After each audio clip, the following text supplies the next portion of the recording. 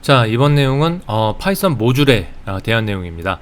어, 우리가 이제 코드를 작성할 때 지금까지는 그냥 파일 하나에서 모든 코드를 다 작성을 했잖아요. 그런데 실제로 프로그램을 작성하다 보면은 여러 가지 클래스라든지 함수라든지 변수라든지 이런 것들을 모듈이라고 불리는 파일에 우리가 만들어 놓고 그 파일을 우리 프로그램으로 임포트해서 불러들여서 사용하는 그렇게 쓰는 거에 거의 대부분이에요. 그래서 모듈이라는 개념, 그 다음에 패키지라는 개념, 이런 개념들이 도대체 어떤 개념이냐, 요거부터 한번 좀 살짝 말씀을 드린 다음에 그게 끝나면은 익셉션과 이제 파일 처리, 간단한 예외 처리와 그다음에 파일 사용하는 방식에 대해서 얘기를 좀 드리고 파이썬에 대한 기본적인 내용은 좀 정리를 해보도록 하겠습니다. 자, 한번 모듈에 대한 얘기부터 한번 시작을 한번 해보도록 하죠. 파이썬은 이 모듈이라는 게 존재해요. 이 모듈은 딴 건 아니고요. 클래스나 우리가 배웠던 객체지향에서 배웠던 클래스나 그다음에 함수, 우리가 def 해가지고 함수를 우리가 만들어 쓰잖아요. 그래서 우리가 만든 함수, 그 다음에 변수, 이런 것들 있죠. 함수나 변수나 클래스들을 모아놓은 파일을 지칭을 합니다. 그냥 하나의 파일이에요. 파이썬 파일입니다. 그 파일 내에는 다시 한번 말씀드리지만 클래스라든지 함수라든지 이런 변수들이 옹기종기 모여 있게 되고, 이런 파일을 우리가 모듈이라고 얘기를 하게 됩니다. 즉, 다른 파이썬 프로그램에서 불러와서 사용할 수 있도록 만들어진 또 다른 파이썬 파일들을 우리가 모듈이라고 얘기를 한다 라고 이해를 하시면 간단합니다. 이 모듈을 그럼 왜 사용을 해야 되느냐, 그 이유는 코드의 재활용성 때문에 그래요. 우리가 코드를 만들 때, 프로그램을 만들 때 한번 사용을 하고 나중에 버리는, 이렇게 사용하는 게 아니라 한번 만들어진 코드를 다른 곳에서 또 사용하는 경우가 대다수입니다. 일반적으로 이제 라이브러리성으로 만들어 놓고 그거를 다른 프로그램에서 재활용해서, 그 코드를 재활용해서 사용하는 게 거의 대부분이고, 혹은 코드의 관리 목적으로 이렇게 라이브러리성으로 만들어진 코드들을 따로 분리해서 관리를 해서 사용을 하는 게 일반적이기 때문에, 그런 코드의 재활용성과 관리 목적에서 우리가 모듈을 만들어서 사용을 하게 됩니다. 자, 파이썬의 스탠더드 라이브러리는 이제 크게 두 가지로 나눠지는데, 하나는 C 언어로 구현된 바이너리 모듈이 있고요, 하나는 파이썬 언어로 구현된 일반 모듈이 있습니다. 파이썬은 이렇게 두 가지 형태의 모듈로 구성이 되어 있어요. 즉, 파이썬 자체도 안에 모듈들이 여러 개 이미 박혀 있다는 얘기죠. 들어가 있어요. 어떤 거는 C로 구현된 모듈이고요, 어떤 거는 파이썬으로 구현된 모듈입니다. 우리가 많이 사용하는 이제 임포트라는 키워드 있었잖아요. 몇 번 나왔었는데, 이런 임포트라는 키워드가 바로 이 모듈을, 파이썬 모듈을 사용할 수 있도록 만들어주는 키워드가 바로 이 임포트라는 키워드입니다. 또 한 가지 기억하셔야 되는 거는, 우리가 이렇게 만든 모듈,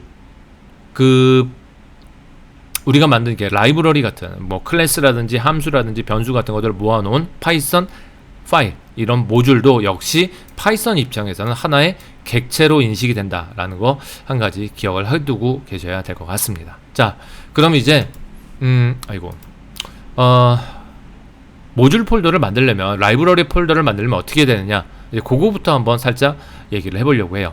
일단 두 가지 케이스로 한번 나누어서 얘기를 해볼 수 있을 것 같습니다. 하나는 직접 프로그램상에서 그 sys라는 이 모듈을 이용해서 아예 라이브러리 폴더를 이런 식으로 추가하는 경우가 있고요. 또 하나는 환경 변수를 이용해서 모듈을 우리가 사용할 수 있는 형태로 라이브러리 폴더를 이렇게 지정해 줄 수가 있어요. 두 가지 중에 한 가지를 이용하셔서 우리가 라이브러리 폴더를 지정을 하시면 됩니다. 자, 한번 해보도록 하죠.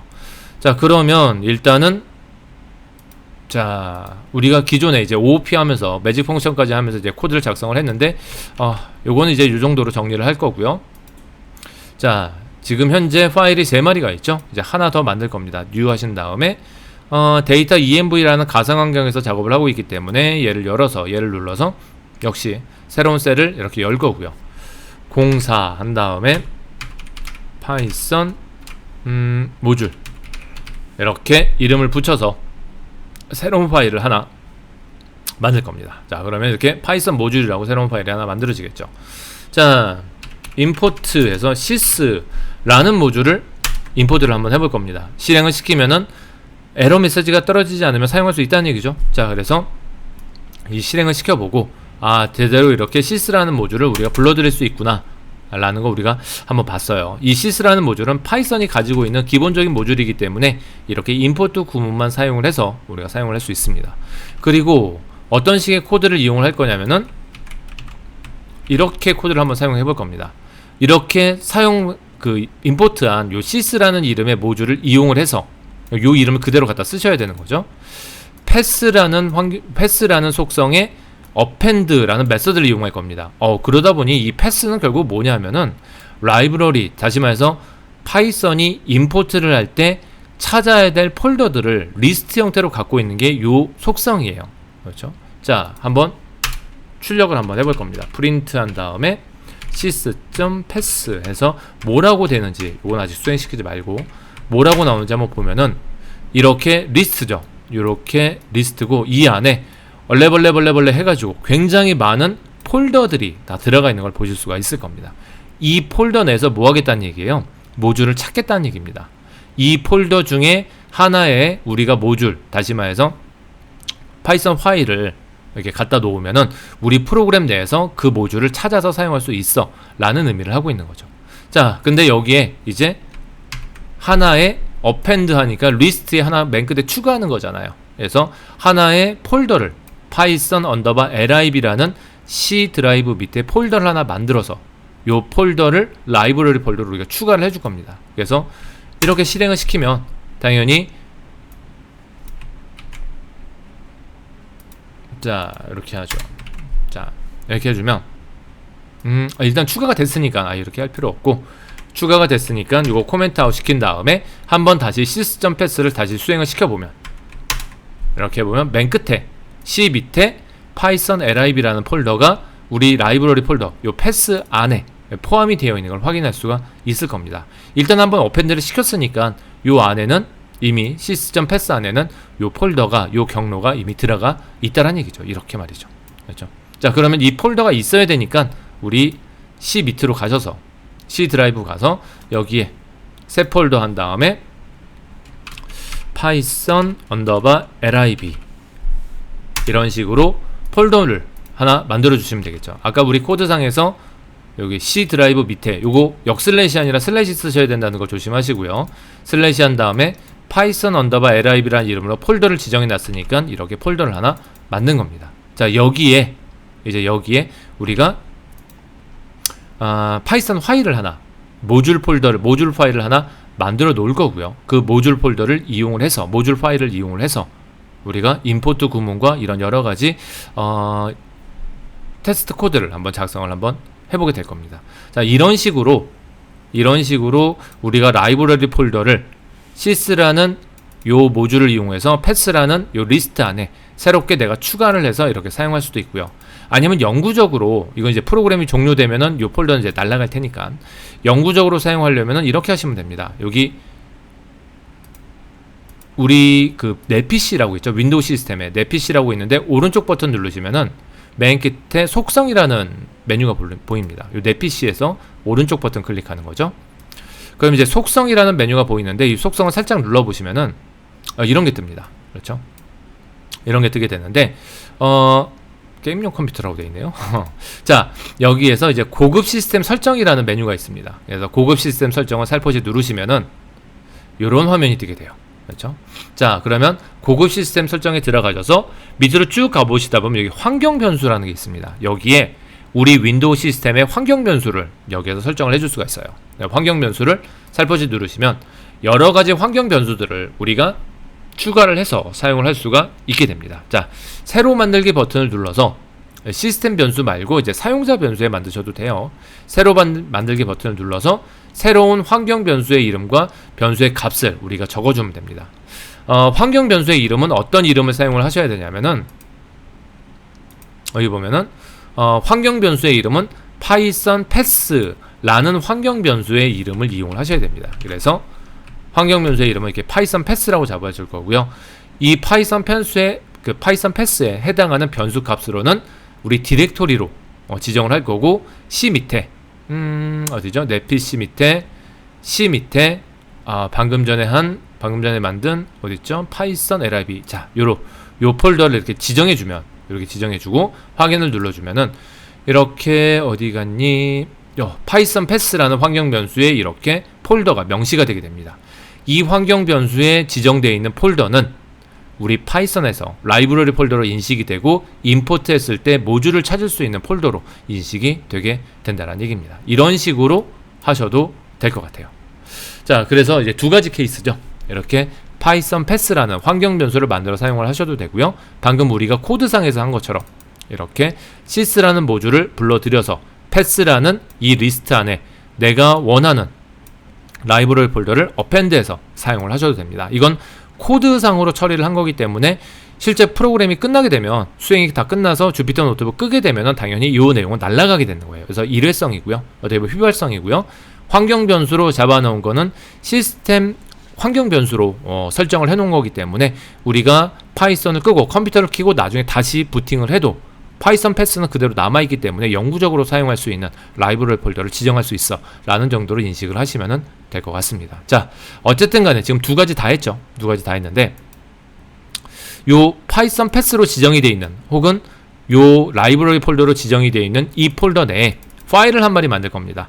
module1.py라는 파이썬 파일을 하나 만들 거예요. 확장자를 py로 잡아야 된다는 거 좀 조심하시고요. 그렇죠? 이름은 그냥 module1이라고 붙일 겁니다. 이름은 다르게 붙여도 상관은 없어요. 근데 그냥 module1이라는 이름으로 파이썬 파일, 확장자 py로 해서 파일을 하나 만들 겁니다. 자, 그러면 이렇게 가시면 되겠죠? C에 그렇죠? 파이썬 lib라는 폴더에 들어가셔서 저는 이제 새로 만들기에서 파일을 한 마리 텍스트 파일을 하나 만들 거고 방금 전에 말씀드린 것처럼 module1이라는 이름으로 만들 거고 확장자를 py 이렇게 잡으셔야겠죠. 확장자를 txt로 잡으시면 안 돼요. 확장자 py로 잡으셔야지 파이썬 파일로 이렇게 인식이 될 겁니다. 그렇죠. 그리고 나서 오른쪽 버튼 눌러서 저는 이제 에디터를 노트패드를 이용을 하기 때문에 노트패드를 이렇게 열었습니다. 자, 그래서 메모장 같은 데서 그냥 파이썬 파일을 열으시면 돼요. 메모장 같은 데서 열어가지고 파이썬에 대한 코드를 간단하게 작성해서 넣을 겁니다. 어떻게 넣을 거냐면은 복잡하게 할 건 아니고요. 이런 식으로 간단하게 파이썬 코드를 조금 입력을 해볼 겁니다. 자, 보시다시피 def 나오니까 뭐겠어요? 함수 만드는 거죠. sum이라고 되어 있는데 이런 식의 이름 별로 좋지 않죠. 자, mysum으로 바꿀 거고요. 인자를 두 개를 받아들일 겁니다. mysum이라는 이름으로 인자를 이렇게 두 개 받아들일 거고 하는 일은 두 개의 값을 더해 가지고 리턴 시켜주는 역할을 하는 게 우리가 만든 mysum이라는 함수가 하는 일입니다. 일반적인 함수죠.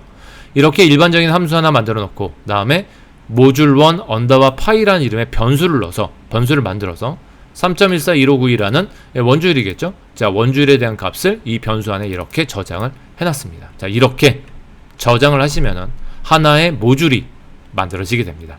아까 말씀드린 것처럼 모듈은 파이썬 파일이고요. 확장자가 py인 파이썬 파일이고 라이브러리를 찾을 수 있는 이런 모듈을 찾을 수 있는 폴더 안에 들어가 있어야 되고요.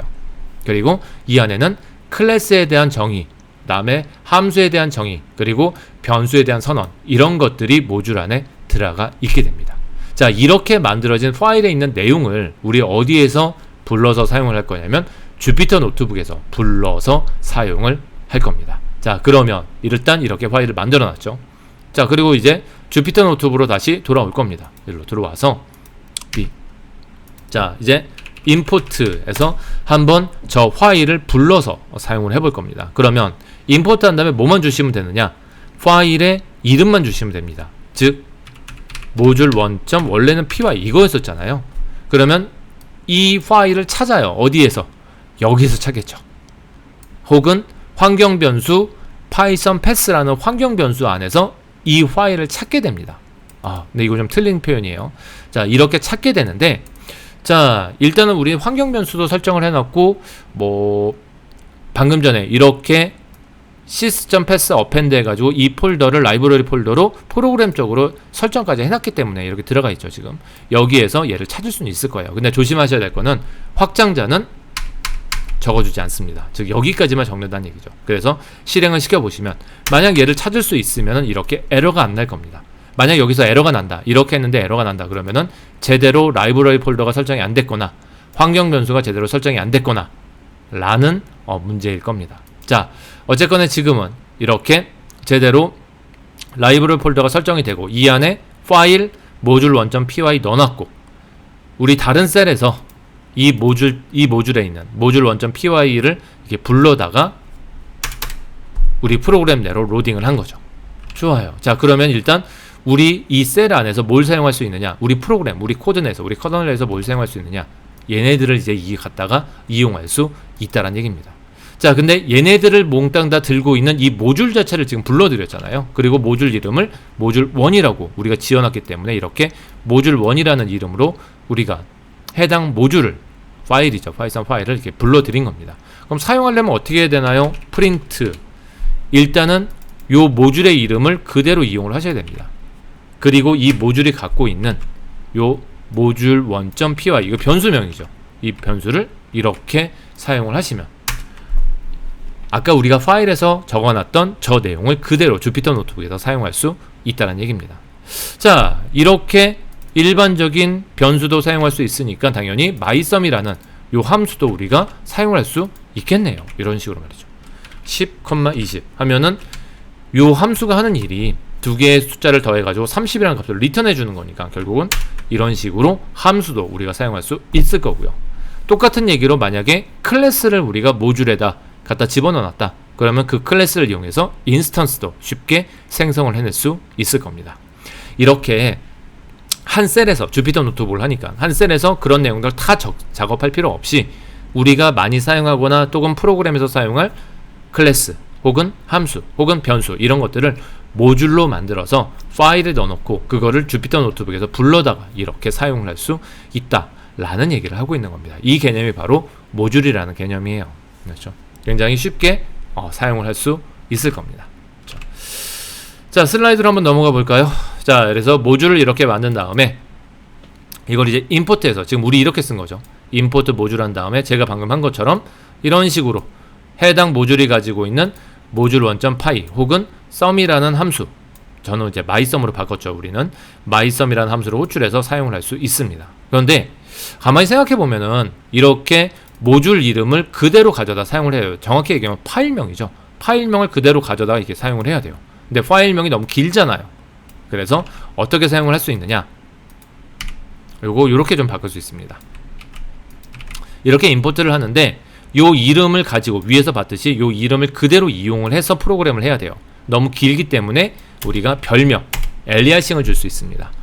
그래서 별명으로 M1 이런 식으로 이 모듈 1이라는 거를 축약해서 우리가 사용할 수 있다는 얘기죠. 그러면 아까와 똑같은 코드를 한번 작성을 한번 해볼 건데 어떻게 쓰면 되겠어요? 이 모듈 1을 엘리아싱으로 별명으로 M1이라고 줬으니까 당연히 모듈 1 대신에 뭘 주면 돼요? M1이라고 주시면 되겠죠. 그럼 똑같이 이렇게 사용을 할 수 있습니다. 그래서 일반적으로 이렇게 모듈 이름을 그대로 쓰셔도 되지만 위에 있는 것처럼 써도 되지만 너무 길기 때문에 모듈 이름이 너무 길기 때문에 일반적으로 이렇게 엘리아싱을 해서 축약해서 사용하는 방식을 더 선호를 합니다. 당연하겠죠. 그렇죠. 자, 그런 다음에 이제 프롬 구문도 또 사용을 할 수 있어요. 이게 이제 엘리아싱 하는 거죠. 방금 했던 거. 그렇죠. 자, 이렇게도 사용할 수 있습니다. 임포트 구문 말고 이제 프롬이라는 구문도 이용할 수 있는데 뒤쪽에는 뭐가 나오느냐? 모듈이 나올 수도 있고 패키지가 나올 수도 있습니다. 아직 패키지에 대한 설명은 안 했는데 자, 프롬 다음에 모듈이 나올 수도 있죠. 자, 그러면 이렇게 사용을 할 수가 있어요. 이 모듈 1이라는 것으로부터 이런 얘기죠. 이 모듈 1 안에 있는 거기서로부터 우리가 임포트를 할 거야, 불러드릴 거야 이런 식으로 구문을 작성할 수도 있습니다. 자, 그러면 이 모듈 1 안에 있는 모듈 1으로부터 임포트를 하는 거니까 이 뒤에는 당연히 뭐가 나오겠어요? 모듈 1 안에 있는 클래스라든지 혹은 변수라든지 혹은 함수라든지 이런 것들이 뒤쪽에 나올 수 있을 겁니다. 자, 모듈 1 안에 지금 뭐가 들어가 있냐면은 아까 우리 잠깐 봤듯이 모듈 1 안에 mySum이라는 함수도 있고 모듈 one.py라는 변수도 있네요. 이 변수 한번 이용해보죠. 그러면 이렇게 모듈 1 안에 있는 뭐를 임포트 할 거냐면은 모듈 one.py를 바로 직접 임포트를 할 겁니다.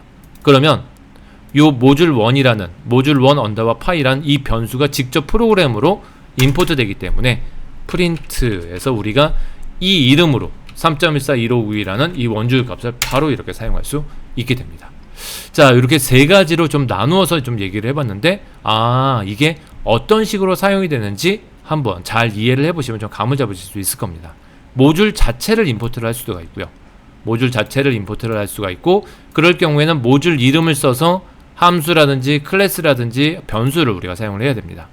너무 길기 때문에 엘리아싱을 잡아가지고 해당 모듈에 대한 별명을 붙여서 우리가 사용할 수 있죠. 그래서 이렇게 처리를 할 수 있는 거고요. 또 모듈로부터 그 안에 있는 클래스나 변수나 함수 같은 것들을 직접 임포트를 해서 이렇게 이름을 가지고, 직접 임포트된 이름을 가지고 우리가 사용할 수도 있다 라는 걸로 여러분들이 이해를 해주시면 될 것 같습니다. 자, 그런데 이제 파이썬의 패키지에 대한 얘기를 좀 해야 돼요. 이 패키지는 뭐냐면, 아주 쉽게 얘기하면 폴더를 지칭을 합니다. 파이썬에서 패키지는 이 점을 이용을 해서 표현을 하게 되고요. 파이썬 모듈을 계층적으로 관리할 때 사용을 합니다. 한마디로 얘기하면은 패키지는 모듈을 담고 있는 폴더를 지칭을 합니다. 우리는 지금 아까 전에 이렇게 파이썬 lib라는 라이브러리 폴더에 module1.py라는 이 모듈을 그냥 넣는데 여기에 이렇게 폴더를 만들 수가 있다는 얘기죠. 그렇죠? 자, 우리 슬라이드에 우리 내용에 있는 이름대로 한번 만들어 볼 겁니다. my 폴더라는 이름 안에 my 모듈이라는 폴더를 만들고 그 안에 모듈1을 넣을 거예요. 좋아요. 자, 그러면 어떻게 할 거냐? 폴더를 하나 만듭니다. 새 폴더에서 뭐라고 만들 거냐면 my 폴더, 소문자로 하죠. my 폴더라는 폴더를 하나 만들 거고요. 이 폴더 안에 다시 새 폴더를 만들어서 my 모듈이라는 폴더를 하나 만들 겁니다. 그리고 이 안에다가 뭘 넣을 거냐면, 우리가 아까 만든 모듈 파일 있죠? 요 모듈 파일을 요렇게 파이썬 lib 폴더가 아닌 my 폴더 안에, my 모듈 안에, 요 안에다가 집어넣을 겁니다. 자, 그렇게 되면 요 my 폴더는 뭐가 되느냐? 이 폴더는 뭐가 되느냐? 이게 패키지가 됩니다. 그리고 안에 들어가면 다시 폴더가 있죠. 얘도 패키지가 돼요. 이 안에 들어가면 지금 뭐가 있어요? 우리의 모듈이 존재하는 겁니다. 이렇게 패키지는 모듈을 계층적으로 관리하기 위한 폴더를 지칭하는 게 바로 패키지라고 생각을 해주시면 될 것 같습니다. 그래서 내가 사용하는 게, 우리가 사용하려고 하는 이 모듈 파일이 결국은 폴더 안에, 패키지 안에 들어가 있잖아요. 그러면 이 모듈을 이제부터는 어떻게 사용해야 되느냐? 이렇게 그냥 사용하면 되느냐? 당연히 사용이 안 되겠죠. 이게 지금 수행이 되는 이유는 이거를 지금 이미 메모리상에 로딩해 놨기 때문에 이렇게 사용할 수가 있는 거고요. 자, 제대로 하려면은 정확하게 패키지를 명시를 해서 해당 모듈을 불러 드려야 될 겁니다. 그러면은 이렇게 보셔야겠죠. 자, 임포트에서 임포트 구문을 쓰실 때 어떻게 써야 되냐면 풀 패키지 명으로 쓰셔야 됩니다. 풀 패키지 명이라는 거는 모듈을 사용을 하기 위한 모든 패키지를 다 명시해야 된다는 얘기죠. 결국은 my 폴더 패키지를 명시를 하시고 그 안에 이게 점이 폴더 구조를 지칭을 하는 거니까 my 폴더라는 폴더 안에 my 모듈이라는 폴더가 있고요. 그 안에 my 아까 뭐였죠? 모듈 my가 아니라 모듈1이죠. 자, 모듈1이 이 안에 있어요. 근데 얘는 파일이니까 원래는 이렇게 써야 되는데 확장사 안 쓴다 그랬죠? 이렇게 쓰셔야 됩니다. 그래서 임포트에서 풀 패키지명으로 써야지 이제부터 우리가 만든 이 모듈을 사용을 할 수가 있게 됩니다. 그래서 프린트 하면 어떻게 되겠어요? 임포트에 있는 구문은 다 써야 되니까 이렇게 요 안에 있는 요 모듈1 pi 요거 얘를 출력해 보세요 라는 식으로 해야지 사용할 수 있게 된다는 얘기죠. 그래서 만약에 패키지로 관리가 됐을 때, 해당 모듈이 패키지로 관리가 됐을 때 임포트를 하려면 풀 패키지명으로 다 쓰셔야 됩니다. 그리고 이렇게 임포트가 됐으면 이 임포트 뒤에 있는 얘를 그대로 이용을 해야 되기 때문에 이렇게 사용을 하고, 내가 모듈 안에 들어가 있는 변수나 클래스나 함수를 이런 식으로 사용을 해야지 내가 원하는 모듈에 대한 사용을 제대로 수행을 해낼 수가 있다 라는 얘기를 하고 있는 겁니다. 너무 길죠? 그럼 어떻게 해주면 되죠? 자, 이렇게 사용하는 게 너무 길잖아요. 코드가 너무 길어지잖아요. 그러니까 어떻게 해주면 돼요? as m1 이렇게 엘리아싱 하시면 되죠. 그러면 이만큼의 코드를 뭐로 대체하는 거냐면 이걸로 대체하는 거니까 쭉 지우고 이렇게 하시면 되는 거겠죠. 그렇죠? 좋아요. 자, 이렇게 표현할 수 있을 겁니다. 자, 그리고 또 여러 가지 형태대로 사용할 수 있어요. 자, 지금 이제 임포트 구문이 바로 나왔는데 우리가 앞에서 배웠던 패키지 구문을 프롬 구문을 이용할 수도 있겠죠. 프롬 한 다음에 자, 요 패키지 안에 있는 요 패키지로부터 임포트 이렇게 하셔도 되겠죠. 이 패키지 안에 있는 이 패키지로부터 라고 해서 이 안에서부터 요 모듈1을 임포트 하세요. 이런 식으로 해도 될 것 같습니다. 그래서 프롬 다음에 이제 패키지명을 일반적으로 써주게 되고 임포트 다음에는 모듈명을 일반적으로 써주게 됩니다. 자, 그러면 프린트 한 다음에 임포트 뒤에 있는 것만 쓰면 되니까 이렇게 모듈1 한 다음에 뭐 아까 우리 했었던 모듈1 파일 이거 그대로 이렇게 사용을 해도 제대로 결과가 이렇게 나오게 되겠죠. 뒤에 엘리아싱 M1 붙여도 역시 M2 이렇게 할까요? 이렇게 해도 역시 마찬가지가 되겠죠. 그렇죠? 이런 식으로 사용을 하셔도 됩니다. 그렇죠? 그 얘기가 우리 요 안에 있는 요 얘기예요. 그렇죠? 자, 그래서 프롬과 임포트라는 이 두 개의 키워드가 도대체 어떤 식의 의미를 가지는지 패키지라는 개념과 모듈이라는 개념을 같이 엮어가지고 한번 얘기를 한번 해봤습니다. 뭐 크게 어려운 점은 없는 것 같아요. 모듈에 대한 개념만 좀 잘 이해를 하시면 될 것 같고, 그렇죠? 그 모듈이 어떻게 사용이 된다. 임포트라는 구문에 의해서 모듈이 사용이 된다. 이름이 길기 때문에 엘리아싱으로 as라는 키워드도 같이 사용을 할 수 있어요. 라는 식에 대한 얘기. 그리고 프롬이라는 키워드가 어떤 식으로 동작을 한다라는 거 같이 얘기를 했었죠. 뒤에 모듈이 나올 수도 있고 밑에서 얘기한 패키지가 나올 수도 있죠. 그렇죠? 패키지는 모듈을 계층적으로 관리하기 위한 폴더를 지칭하는 게 패키지죠. 그렇죠? 자, 이런 식으로 프롬 뒤에는 모듈과 패키지가 나올 수가 있고, 일반적으로 이렇게 패키지나 모듈이 나왔을 때 뒤쪽에 이제 임포트 구문을 이용을 해서 우리가 원하는 뭐 모듈이라든지 아니면 변수라든지 이런 것들을 사용할 수 있게 됩니다. 그래서 프롬과 임포트 이 두 개의 키워드 어떻게 사용하는지 잘 이해를 하시면 될 것 같고요. 임포트 구문을 이용해서 모듈을 사용을 할 때 일반적으로 풀 패키지명을 다 써야 된다 라는 거 꼭 기억을 하셔야 될 것 같고, 너무 길게 때문에 엘리아싱을 이용을 하거나 아니면 프롬저를 이용을 해서 패키지명을 쭉 써주시고 끝에 내가 사용할 실제 모듈을 이렇게 임포트해서 사용하는 게 일반적인 사용 방법이에요 라는 식으로 다시 한번 정리해서 말씀을 드리니까, 이런 식으로 우리가 모듈을 만들어서 혹은 기존에 내가 모듈을 갖고 왔으면 해당 모듈을 이런 식으로 사용하면 된다 라는 정도로 이해를 해주시면 크게 무리가 없을 것 같습니다. 자, 모듈과 패키지는 한 이런 정도로 설명을 정리를 할 겁니다. 그리고 조금만 더 해보죠. 마지막으로 이제 파이썬에 대한 익셉션 처리, 예외 처리와 이제 파일 처리 이 두 가지만 얘기를 하고 파이썬에 대한 내용은 좀 정리를 할 겁니다.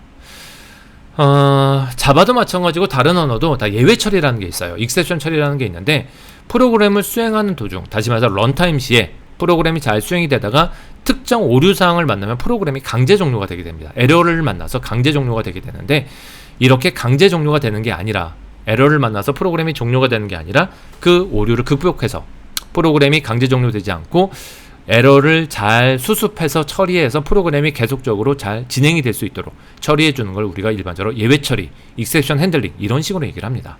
파이썬도 이런 익셉션 핸들링을 할 수 있는 방법이 있어요. 그래서 try라는 구문과 except라는 구문을 이용을 해서 이거를 처리를 할 수가 있게 됩니다. 한번 에러가 나는 사항을 그냥 제가 한번 만들어 볼게요. 자, 그러면 셀을 밑에다가 하나 만들어서 얘기를 한번 해볼 겁니다. 어떻게 하면 될까요? 이쪽에서는 함수를 만들어 사용을 했네요. 그렇죠? 자, 근데 우리는 그냥 코드로 그냥 표현을 한번 해보도록 하죠. A가 100입니다. B는 0이에요. 아유, 되게 간단하죠? 자, 만약에 이렇게 할 겁니다. A를 뭐로 나눌 거냐면 B로 나눌 거예요. 그리고 그 결과를 result 이렇게 잡을 겁니다. 나누라는 얘기죠. 나누고 이제 프린트에서 result를 이렇게 출력을 할 겁니다. 자, 아주 간단한 코드인데, 만약에 A가 100이고 아까 B가 0이었는데 10으로 바꿨어요. 그러면 당연히 result 값은 얼마죠? 100을 10으로 나누니까 당연히 10이 되겠죠. 그래서 10.0 이렇게 떨어지게 됩니다. 파이썬에서 계산은 실수로 계산이 되기 때문에 정수끼리 연산을 해도 실제 결과값은 실수로 떨어지게 돼요. 플로트로 떨어지게 됩니다. 자, 어쨌든 간에 이렇게 100을 10으로 나눴기 때문에 10.0이라는 결과가 이렇게 출력이 되죠. 근데 만약에 B를 0으로 이렇게 바꾸면 어떻게 돼요? A를 다시 말해서 100을 0으로 나누게 됩니다. 여러분들이 알다시피 0으로 숫자를 나눌 수 있나요? 나눌 수 없어요. 현실 세계에서는 나눌 수가 없고 정확히 얘기하면은 0으로 나누게 되면은 이 결과값이 어떻게 가느냐? 무한대로 가죠. 그렇죠? 끝이 없는 무한대 값을 가지게 됩니다. 근데 이거는 이제 수학적으로 표현하는 거고, 프로그래밍은, 컴퓨터는 무한대라는 개념이 없잖아요. 물론 인피니트라는 그 상수가 있긴 하지만 무한대라는 개념 자체가 없잖아요. 그래서 0으로 나누는 거는 사실 허용을 하지 않습니다. 계산 자체가 되지 않기 때문에, 0으로 숫자를 나눌 수가 없기 때문에 이렇게 무한대라는 개념을 표현하기 위해서 이런 식으로 표현하는 거는 사실 프로그램적으로는 허용하지 않아요. 그렇기 때문에 이거 수행을 시켜보면은 제로 디비전 에러 해서 야 0으로 나누는 거는 안 되는 거야 라고 하면서 아예 프로그램이 여기서 오류가 발생을 하게 됩니다. 오류가 나면서 당연히 프린트 구문은 당연히 수행이 될 수가 없죠. 왜냐하면 여기서 오류가 발생을 해서 프로그램이 강제 종료되기 때문에 그렇습니다. 프로그램이 여기서 강제로 멈춘다는 얘기예요. 그렇죠? 자, 그래서 결과를 제대로 우리가 도출을 해낼 수 없게 되는 거죠. 자, 이런 문제를 한번 해결을 해보자 라는 겁니다. 프로그램이 쭉 수행이 되다가, 지금 되게 짧은 코드지만 프로그램이 쭉 수행이 되다가 어떤 특정 코드를 딱 만났는데 예기치 않은 오류를 만난 거예요. 저는 0으로 나눌 의도는 없었어요. 근데 프로그램이 수행이 되다 보니까 이 B값이 0이 된 거예요. 그래서 실제로 프로그램이 수행이 되다 보니 오류가 발생을 하는 거죠. 이런 예외적인 상황들을 어떻게 처리할 수 있나요? 라는 얘기를 하고 있는 겁니다. 그래서 이거를 try라는 구문을 이용을 해서 처리를 할 수 있게 됩니다. 자, try 한 다음에 한번 시도해 보세요 라는 얘기가 되겠죠. 한번 시도해 보세요 라는 얘기가 될 것 같고, 당연히 인덴테이션을 잡으셔야 돼요. 이 try 안에 묶여 있는 거니까 인덴테이션을 잡아야 되고, 만약에 여기에서 오류가 발생하지 않는다 그러면 상관없어요. 상관없는데 만약에 여기서 오류가 발생한다 그러면 이제 catch라는, 죄송해요, catch는 이제 자바에서 나오는 거고 이제 accept라는 구문으로 떨어지게 됩니다. 자, 좀 이렇게 떨어뜨려 쓰죠. try에서 만약에 오류가 없다 그러면 accept는 무시입니다. 그런데 예외사항이 발생하면 except, 예외사항이 발생했어. 그런데 어떤 예외사항이 발생했는지를 우리가 이렇게 뒤에서 명시를 해주게 됩니다. 자, 예외사항이 발생했는데 이런 예외사항이 발생했니? 지금 밑에서 보니까 아까 예외가 발생한 게 제로 디비전 에러죠. 그래서 이런 예외가 발생했니? 라고 하면은 그 뒤에 대한 처리 코드, 이런 예외 상황에 대한 처리 코드를 밑에다 명시를 해주시면 됩니다. 자, 그래서 우리는 지금 예외를 고치는 게 아니라 예외가 발생했을 때 그냥 단순히 문자열로 이런 예외가 발생을 했다라는 걸 확인하기 위해서 문자열만 하나 간단하게 출력을 한번 해볼 겁니다. 그러면 숫자는 0으로 나눌 수 없어요 라는 식으로 출력을 한번 간단하게 한번 해볼 거예요. 그렇죠?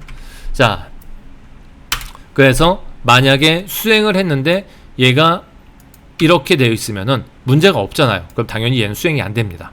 근데 B가 공교롭게도 0이 됐어요. 그럼 여기서 문제가 발생할 거고, 프로그램이 강제가 종료가 되는 게 아니라 except 뒤에 요 에러가 존재하니까 여기에서 해당 익셉션을, 해당 예외사항을 탁 잡아가지고 프로그램을 강제 종료시키지 않고 프로그램을 계속 이어서 나갈 수 있도록 처리를 해주게 된다는 얘기죠. 자, 그런 다음에 이제 else 구문이 있습니다. 이 else 구문은 뭐냐면, 나와도 되고 안 나와도 되는데, else 구문은 여기서 수행을 했는데 익셉션이 발생하지 않는 경우에요. 여기서 만약에 예외사항이 발생하지 않으면은 얘가 수행이 되지 않잖아요. 근데 else 구문이 있으면은 얘가 수행이 됩니다. 그래서 print에서 예외가 발생하지 않았어요. 이런 식으로 만약에 예외가 없을 때 수행할 코드를 else 다음에 우리가 이렇게 명시를 해줄 수가 있습니다. 그리고 맨 마지막, 최종적으로 어떤 구문이 나올 수 있냐면 이제 finally 구문이 나올 수 있습니다. finally 구문은 print에서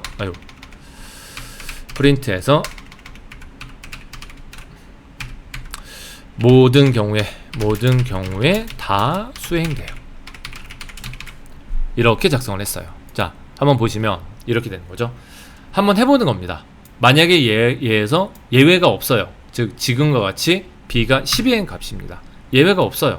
문제가 없어요. 그러면은 당연히 얘는 수행이 안 되겠죠. 자, 예외가 없기 때문에 else 구문은 수행이 될 겁니다. 그리고 만약에 finally 구문이 존재한다. final 구문이 존재하면은 finally는 예외가 발생하건 발생하지 않건 무조건 수행이 됩니다. 그래서 실제로 수행을 시켜보면은 예외가 발생하지 않았고 모든 경우가 다 수행이 돼요 라는 식의 내용, 그 다음에 리절트 값이 이렇게 딱 떨어지게 될 겁니다. 이런 식으로 떨어지게 되겠죠. 그렇죠. 자, 그리고 만약에 b가 0이에요. 아이고, b가 이렇게 0이에요. 그러면 try에서 여기가 문제가 발생을 하겠죠. 어떤 문제냐면 제로 디비전 에러, 이 문제가 발생을 하게 됩니다. 근데 이게 except 뒤에 있어요. 존재를 하니까 여기에서 해당 예외를 처리할 수 있는 거죠. 그래서 프린트에서 예외 상황이 발생을 했으니 숫자는 0으로 나눌 수 없어요 한 다음에 리절트 값을, 리절트라는 변수를 우리가 0으로 세팅을 이렇게 해줄 겁니다. 리절트라는 변수를 0으로 세팅을 해줄 거고요. 예외가 발생했기 때문에 else 구문은 당연히 수행이 되지 않습니다. 그리고 finally가 존재하면은 예외가 발생했건 발생하지 않건 모든 경우에 다 수행이 되니까 아마도 이 두 개의 구문, 그 다음에 이 구문이 수행이 돼서 코드가 이렇게 떨어지게 되겠죠. 숫자는 0으로 나눌 수 없어요. 리절트 값은 0으로 세팅하고 모든 경우에 다 수행돼요 한 다음에 리절트 값을 출력해주면, 이런 식으로 프로그램에 오류가 있음에도 불구하고 프로그램이 강제 종료되지 않고 계속적으로 예외사항을 처리해서 프로그램이 진행이 될 수 있도록 그렇게 만들어 주게 됩니다. 자, 런타임 시에, 프로그램 수행 시에 예기치 않은 오류에 의해서 강제적으로 프로그램이 강제 종료되는, 자동으로 강제 종료되는 상황을 모면할 수 있는 구문을 try, except, else, finally를 이용을 해서 우리가 적어줄 수 있게 되는 거죠. 그래서 예외가 있음직한 오류가 발생할 수 있는 여지가 있는 그런 코드를 우리가 try 블록으로, 이게 try로 묶어서 처리를 하게 되면은 그런 오류가 발생할 여지가 있는 코드에 대한 예외적인 상황들을 우리가 잘 프로그램 수행할 때 처리를 할 수 있게 된다라는 얘기를 하고 있는 거고, 잘만 이용하면은 프로그램이 강제로 중지되는, 오류에 의해서 프로그램이 강제적으로 셧다운되는 이런 식의 상황을 막으면서 프로그램을 잘 유지해 나가면서 수행을 시킬 수 있는 그런 방안이 될 수 있는 게 바로 파이썬이 제공해주는 예외 상황 처리라고 보시면 될 것 같습니다. 자, 그리고 한번 또 쭉 읽어보시면은 거기에 좀 특이하게 이제 raise라고 해서 사용자 그 익셉션을 발생시키는 그 경우도 있으니까 그런 것들은 한번 제 블로그 들어오셔가지고 파이썬 익셉션 부분을 좀 잘 읽어보시면은 어떤 의미인지 좀 파악을 하실 수가 있을 겁니다. 자, 마지막으로 이제 파이썬에서 나온 이제 파일 처리 아주 간단하게 한번 살펴보고 넘어가도록 할 겁니다. 요거는 뭐 제가 이렇게 되게 간단하게 표현을 한번 해봤는데, 이렇게 간단하게 한 이유는 일반적으로 파일 처리는 파이썬 자체가 가지는 이런 그런 파일 처리를 하는 것보다는 어떻게 처리하는 게 훨씬 더 좋냐면 나중에 판다스에서 처리를 하는 게 일반적입니다. 거의 판다스로 처리를 해요. 왜냐면 판다스가 훨씬 효율이 좋기 때문에 그렇습니다.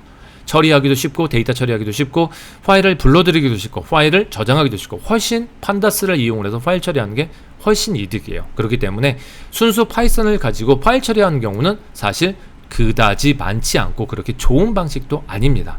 하지만 이왕 파이썬에 대해서 간단한 파일 처리는 이렇게 할 수 있어요 라는 내용으로 한번 좀 살펴보고 이렇게 할 수 있구나 라는 거는 한번 볼 필요가 있기 때문에 간단하게 하나 만들어 볼 겁니다. 자, 그러면 파일을 한 마리 만들어 주시면 되겠죠. 자, 그래서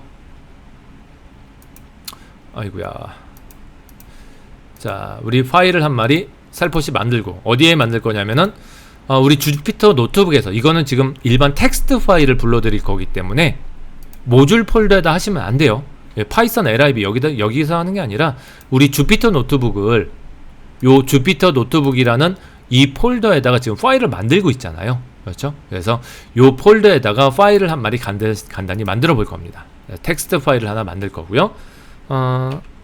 student.txt에서 텍스트 파일을 한 마리 그냥 만들 겁니다. 이렇게 student.txt라는 파일을 만들 거고, 자, UTF-8 유니코드 형태로, 이게 인코딩이 좀 중요해요. 인코딩을 어떤 인코딩을 사용하느냐에 따라서 이제 파일 처리가 제대로 되느냐 제대로 되지 않느냐 뭐 이런 식의 차이가 있기 때문에 UTF-8로 유니코드로 좀 작성을 해볼 겁니다. 한 줄 한 줄 그냥 작성을 해보죠. 홍길동 그 다음에 영문학과, 30점. 평균이 3.5. 그래, 이렇게 가죠. 김길동 철학과 평균 평점은 뭐 4.5. 신사임당 컴퓨터 3.0. 마지막 뭐 강감찬 미술학과 뭐 2.0. 자, 이런 식으로 만들었습니다. 자, 이런 식으로 맨 끝에 파일의 맨 끝에 이렇게 빈 공간 하나 줘가지고 우리가 파일을 이렇게 하나 만들었어요. 그렇죠? student.txt라는 파일을 하나 만들어서 이런 식으로 학생들에 대한 정보를 이런 식으로 파일로, 텍스트 파일로 저장을 했습니다. 자, 이런 텍스트 파일을 불러드리려고 하는 거예요. 그러면 open이라는 함수를 이용을 하시면 됩니다. 자, 그래서 갖고 와서 한번 써보죠. 자, open이라는 함수를, 파이썬이 제공해주는 함수를 이용을 하시면 될 것 같고, 뒤쪽에 우리는 student.txt라는 이름으로 파일을 만들었잖아요. 그리고 걔를 어떻게 사용할 거냐면 read 모드로 사용을 할 겁니다. 즉 읽기 모드로 사용을 할 거예요. 파일을 읽어드린다는 의미겠죠. 자, 그래서 student.txt라는 파일을 찾아서 읽기 모드로 파일을 열어서 그거를 file1이라는 변수에 저장을 하게 될 겁니다. 자, 그런 다음에 뭐 할 거냐, 파일 안에 있는 내용을 다 읽어 드릴 거예요. 그래서 한번 갖고 와 볼 겁니다. 자, 이거는 그냥 코드를 가지고 한번 코드 분석하면서 얘기를 해보죠. while true라니까 어떻게 되겠어요? 무한 루프 돌겠죠. 계속 무한 루프 돌면서 이렇게 열려진 오픈된 파일을 readline 해서 이거 어떻게 하느냐, 한 줄씩 읽어 드립니다. readline이라는 이 함수의 의미대로 라인이 한 줄이잖아요. 그래서 read, 읽어드려, 뭐를? 한 줄을 읽어드려 라는 식으로 해서 첫 줄을 읽어드립니다. 그래서 그렇게 첫 줄을 읽어드린 문자열을 요 라인이라는 변수 안에 집어넣는 거죠. 그리고 나서 이 라인을 프린트해서 실제로 어떤 내용을 읽어드렸냐 이거 찍는 거죠. 그리고 나서 if문 해서 라인 안에 만약에 읽어드린 문자열이 아무것도 없어, 그럼 우리가 뭐로 간주하죠? false로 간주하죠. 그래서 얘가 false가 되면은 not false니까 true가 됩니다. 그러면은 if true니까 얘가 수행이 되겠죠. 브레이크 구문이 수행이 되면 여러분들 아시다시피 가장 가까이에 있는 루프를, 반복문을 빠져나가게 됩니다. 즉 while 문을 탈출하게 되는 거겠죠. 다시 말해서 읽어드린 문자열이 아무것도 없으면 브레이크에서 나가게 됩니다. while의 끝에 도달해서 더 이상 읽을 게 없으면 while 문을 탈출해라 라는 얘기를 하고 있는 거고요. 자, 이건 두 번째 있는 거는 뭐 파일 저장하는 거니까 이건 빼고 이런 식으로 한번 처리를 한번 해볼 겁니다. 그리고 다 끝나면 while 문을 탈출하면은 파일을 열었으니까 당연히 close에서 파일을 닫아줘야겠죠. 오픈했으면 close 하는 거는 당연한 거죠. 그래서 실제로 실행을 해보면 역시나 디코드 에러가 나네요. 자, 이게 왜 그러냐면은 안타깝게도 요 안에 있는 지금 우리가 이렇게 코드를 작성을 했는데 이 코드가 지금 이 파일을 작성을 했는데 이 파일의 지금 인코딩이 파일 자체, 즉 요 안에 있는 내용은 UTF 파일로 잡혀 있는데 파일의 인코딩 자체가 어디 갔니? 요 파일의 인코딩 자체가 지금 CP949에서 한글 인코딩으로 잡혀 있어요. 파일을 만들 때부터 해당 파일에 대한 유니코드 인코딩이 아니기 때문에 이런 식으로 좀 에러가 지금 현재 나고 있습니다. 유니코드가 아니기 때문에 해당 파일로부터 제대로 데이터를 받아들일 수 없다는 얘기죠. 자, 그러면은 뭘 해볼까요? 자, 그럼 우리 뭐 쓸만한 파일이 없나? 유니코드로 되어 있는 제가 파일을 갖고 있는 게 지금 현재 없는 것 같은데, 유니코드로 되어 있는 텍스트 파일 말고 아무런 파일을 하나 제가 한번 가져와 볼게요. 이런 거 그냥 한번 가져와 볼까요? 근데 이거는 좀 그렇고요. 그냥 제가 갖고 있는 파일 아무거나 하나 갖고 와서 우리 어차피 예제하는 거니까, 자, 제가 갖고 있는 파일을 한 마리 가져서 유니코드로 되어 있는 파일 인코딩이 유니코드로 되어 있는 파일을 가져다가 자, 이렇게 집어넣을 거고 index.html 이라는 걸 사용을 할 겁니다. 얘를 한번 열어보면은 안에 이런 식으로 HTML 코드가 쫙 들어가 있는 이런 놈이에요. 그렇죠? 이렇게 HTML 코드가 들어가 있는 놈이고요. 얘를 한번 이용을 해볼 겁니다. 그러면 여기에 파일을 사용하는 게 index.html 이렇게 사용을 하면 되겠죠. 그렇죠. 그래서 해당 파일을 열어서 한 줄씩 읽어드려서 출력해 라는 식으로 우리가 실행을 시켜줄 수 있을 것 같습니다. 이거 다 그러네요. 다 CP94구로 잡혀있네요, 파일들이.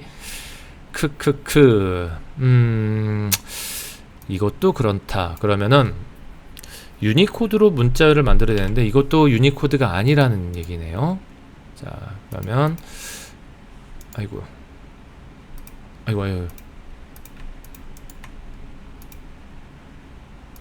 지금 이게 잡혀있기 때문에 이게 삭제도 안 되네요. 곤란하게 됐네. 자, 요거는 여러분들이 한번 유니코드로 되어 있는 파일을 하나 만드셔가지고 여기에다가 고스란히 파일을 넣으신 다음에 한번 while문을 이제 실행시켜서 이 코드를 수행시켜서 텍스트 내용이 제대로 출력이 되는지만 한번 보시면 될 것 같습니다. 조금 애매한데 제가 마지막으로 한 번만 더 해보죠. 자, 일단은 그러면은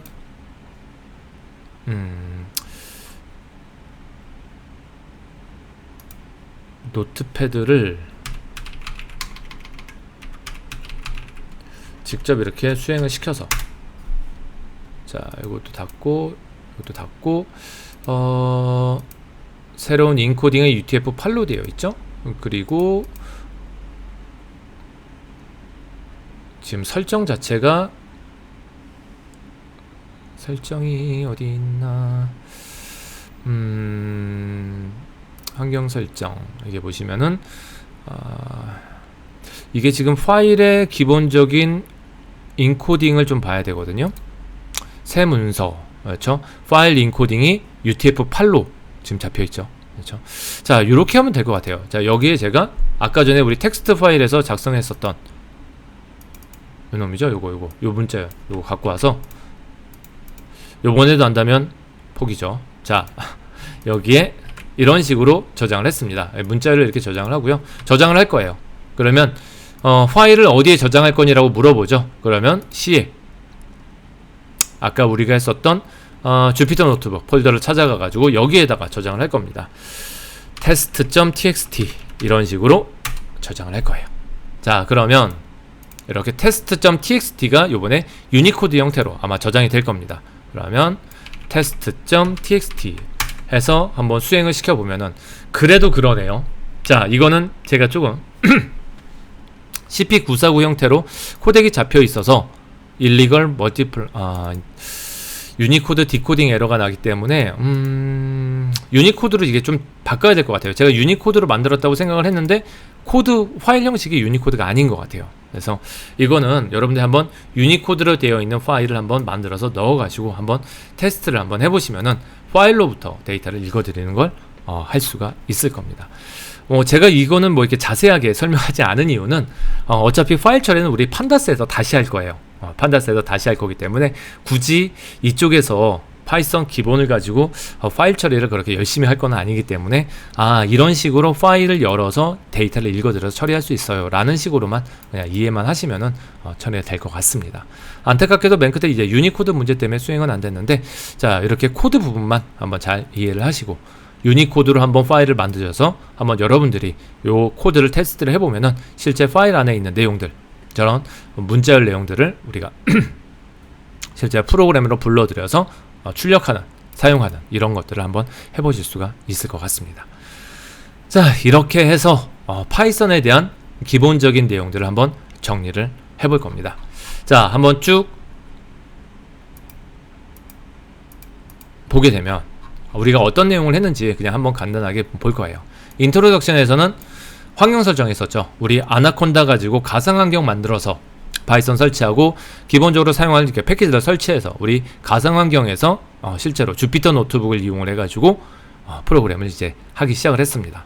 파이썬 기본에서는 빌트인 데이터 타입에서 파이썬이 가지고 있는 기본적인 데이터 타입들, 그렇죠? 뉴메릭이라든지 뭐 시퀀스 타입이라든지 텍스트 시퀀스 타입 뭐 이런 다음에 맵, 셋 뭐 이런 것들 쭉 한번 불 이런 것들 파이썬이 가지고 있는 기본적인 데이터 타입에 대해서 알아봤고, 데이트도 알아봤죠. 날짜에 대한 것도 좀 알아봤어요. 그렇죠. 그 다음에 제어문은 우리가 익히 알고 있는 if문, for문, while문 이런 프로그래밍 제어문이 파이썬에서는 어떻게 표현이 돼요 라는 식에 대한 내용을 한번 살펴봤고, 파이썬에서 우리가 함수를 만들려면 어떻게 해야 됩니다 라는 식에 대한 함수에 대한 얘기, 함수 이렇게 만들어 사용을 하셔야 돼요 라는 식에 대한 얘기를 했었고, 객체 지향으로 넘어와서 파이썬에서 클래스를 정의를 해서 객체를 만들어 사용할 때 어떻게 만드셔야 돼요 라는 식에 대한 얘기, 그리고 매직 펑션 하면서 언더바 2개, 이니트 언더바 2개 이런 식의 매직 펑션들이 여러 개 존재하고 그 매직 펑션들이, 매직 메소드들이 어떻게 동작하는지 그 얘기를 한번 자세하게 좀 드렸습니다. 그렇죠? 쭉 넘어와서 이제 오늘 모듈이라는 파이썬의 라이브러리 파일, 이제 모듈이라는 파이썬 파일에 대한 얘기를 했었고, 패키지에 대한 얘기도 같이 드렸었죠.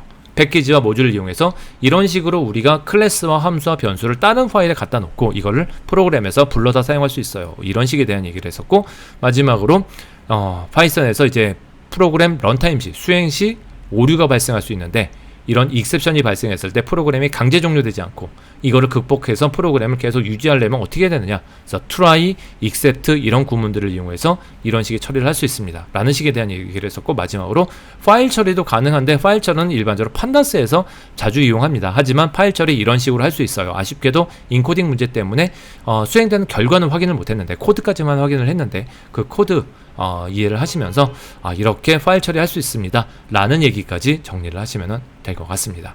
그리고 제 블로그 들어오시면 이제 연습 문제가 있어요. 파이썬 연습 문제에서 1번, 2번에서 여러분들이 프로그램 해볼 수 있는 이 내용을 다 배우고 나서 연습해 볼 수 있는 프로그램 문제가 있으니까 한번 들어오셔서 파이썬 연습 문제 한번 풀어보시면서 우리가 파이썬 기본 공부한 내용들을 한번 복습하시면서 프로그램 실력을 조금 향상시키면 되지 않을까 싶습니다. 자, 그래서 파이썬 기본에 대한 얘기는 이 정도에서 좀 정리를 할 거고요. 이제 다음 시간부터는 넘파이와 판다스에서 데이터 분석 쪽으로 넘어가기 위해 우리가 기본적으로 알아야 되는 파이썬 필수 라이브러리 이 두 가지에 대해서 남은 시간 동안 계속 좀 진행을 해볼 겁니다. 자, 그럼 이번 얘기는, 파이썬 기본에 대한 얘기는 이 정도에서 정리를 하도록 하죠. 수고하셨습니다.